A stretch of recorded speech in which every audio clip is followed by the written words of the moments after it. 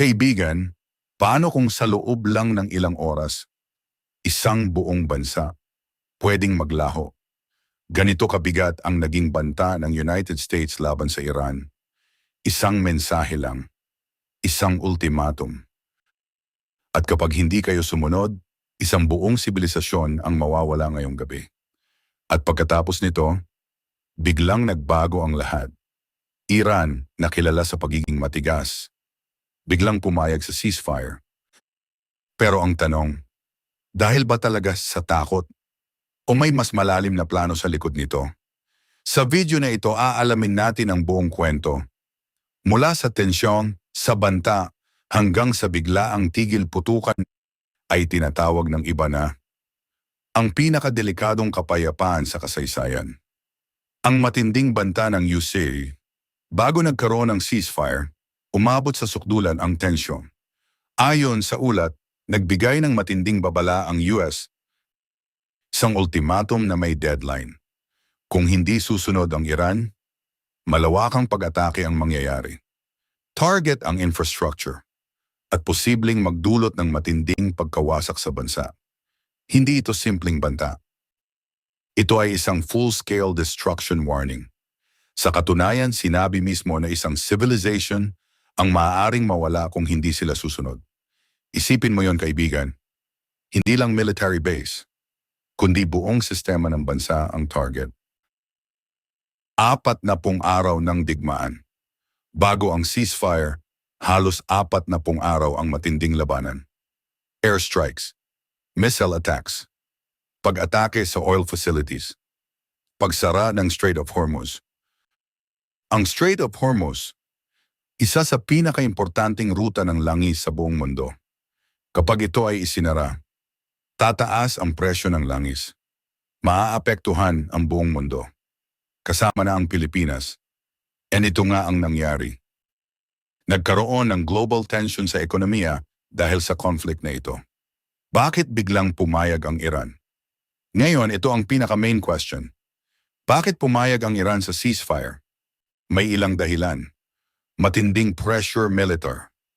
Ayon sa ilang opisyal, malaki ang naging damage sa military infrastructure ng Iran. Nasira ang weapons factories. Bumaba ang kanilang capability. At naging vulnerable sila. Economic pressure.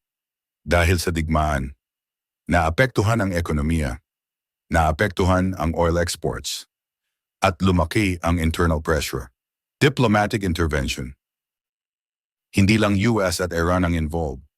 May third-party busan, Pakistan, na tumulong para magkaroon ng ceasefire agreement. Strategic pause, hindi surrender. Mahalagang punto ito, kaibigan. Hindi ibig sabihin na sumuko ang Iran. Sa halip, nag-pause sila para mag-reorganize at maghanda sa susunod na hakbang. Ceasefire, pero hindi tapos ang laban. Ito ang twist. Kahit may ceasefire, tuloy pa rin ang tension. May mga paglabag na naiulat at may patuloy na labanan sa ibang lugar. Halimbawa, Israel, patuloy ang pag-atake sa Lebanon. Hezbollah, gumanti rin. Iran, inaakusahan ng US na hindi kontrolado ang sitwasyon. Ibig sabihin, hindi pa talaga tapos ang gulo. Ang tunay na dahilan ng ceasefire. Hindi lang ito tungkol sa takot. Ito ay tungkol sa control. Ang tunay na issue dito, sino ang may control sa Strait of Hormuz? Ito ay critical dahil 1/5 ng oil supply ng mundo dumadaan dito. At ayon sa kasunduan, papayagan ang pagdaan ng ships. Pero under control pa rin ng Iran. Ibig sabihin, may leverage pa rin ng Iran. US versus Iran. Magkaibang kwento. Isa pang problema, magkaiba ang version ng US at Iran. Claims, tumigil ang Iran. Pumayag sa conditions. Iran claims, sila ang may control. Hindi sila sumuko. At may sarili silang terms. Dahil dito, nagiging fragile ang ceasefire. Ang pinakadelikadong sitwasyon. Ngayon, kaibigan, ito ang pinaka-nakakatakot. Ceasefire lang ito ng 2 linggo. Hindi permanent. At ayon sa mga leader, handa silang bumalik sa gera anumang oras. Ibig sabihin, parang ticking time bomb ang sitwasyon. Epekto sa buong mundo. Dahil sa ceasefire, bumaba ang oil prices konti lang. Bumalik ang shipping, pero nananatiling mataas ang risk para sa Pilipinas. Maaaring tumaas o bumaba ang gasolina. Maaapektuhan ang presyo ng bilihin at ang ekonomiya. Anong susunod? May tatlong posibleng mangyari. 1. Tuluyang peace deal kung magkasundo ang US at Iran. 2. Extended ceasefire kung gusto pa nilang i-delay ang gera. 3. Full-scale war ulit kung mag-break ang agreement. Sa ngayon, lahat ng ito posible. Ang tahimik na digmaan, invisible war. Kaibigan, habang ang mundo ay nakatutok sa missiles at explosions, may isa pang digmaan na halos hindi nakikita. Cyber attacks, information war. Ito ang tinatawag na silent battlefield. Habang may ceasefire sa lupa, sa likod nito, patuloy ang hacking ng systems, pagkuha ng confidential data at pagmanipulate ng impormasyon. Ayon sa ilang analysts, ang ganitong klasing digmaan ang mas delikado. Bakit? Dahil hindi mo ito nakikita, pero unti-unti nitong pinapahina ang isang bansa. Isipin mo kaibigan, bangko pwedeng ma-hack, power grid pwedeng patayin, communication systems pwedeng kontrolin.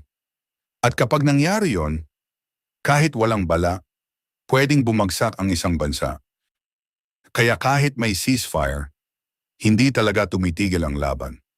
Ang papel ng iba't ibang bansa. Hindi lang US at Iran ang involved dito. Sa likod ng eksena, may ibang bansa na may kanya-kanyang galaw. Russia, tahimik pero may sariling interes. China, nag-o-observe at naghihintay. Europe, gustong iwasan ang escalation. Middle East allies, hati ang suporta. Ang totoo kaibigan, ang ganitong conflict ay parang chess game. Bawat galaw, may kapalit. Bawat desisyon, may epekto sa buong mundo. Minsan, hindi ang pinakamalakas ang nananalo, kundi ang pinakamatalino. Kaya ang ceasefire na ito, pwedeng hindi lang desisyon ng Iran, kundi resulta ng pressure mula sa iba't ibang bansa.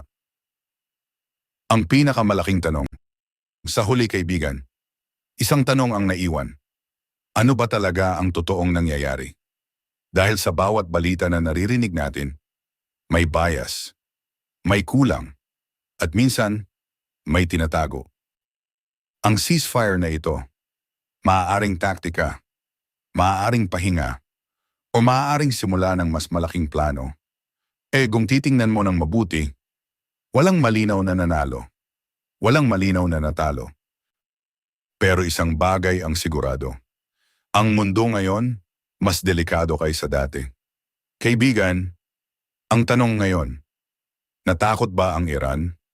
O nilalaro lang nila ang mas malaking strategy? Dahil sa geopolitics, hindi lahat ng nakikita natin ay totoo. Minsan, ang pagurong ay paraan para umatake ulit. Sa dulo, ang ceasefire na ito, hindi tanda ng kapayapaan. Ito ay pahinga lamang sa isang digmaang hindi pa tapos. At habang ang mundo ay humihinga ng kaunti, ang tanong, kailan ulit sasabog ang lahat? Kung gusto mo ng ganitong klaseng analysis kaibigan, huwag mong kalimutan. I-like, mag-comment ng opinion mo, at mag-subscribe para sa susunod na update. Dahil dito sa channel na ito, hindi lang balita ang hatid namin, kundi ang katotohanan sa likod ng mga nangyayari sa mundo.